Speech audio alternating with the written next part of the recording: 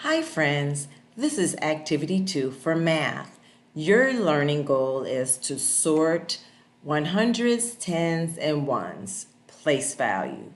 We've done this activity before. So this problem, you read the problem. Chris has 601 boater hats.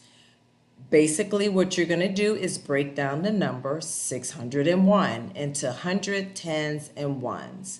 So you're going to look in each column, ones columns, tens columns, and hundreds column, and you're going to say, well, how many ones do I have in the ones place? How many sets of 10 do I have in the tens place for that next number? How many sets of hundreds do I have in the hundreds place? And you can do them in groups of hundreds for this one.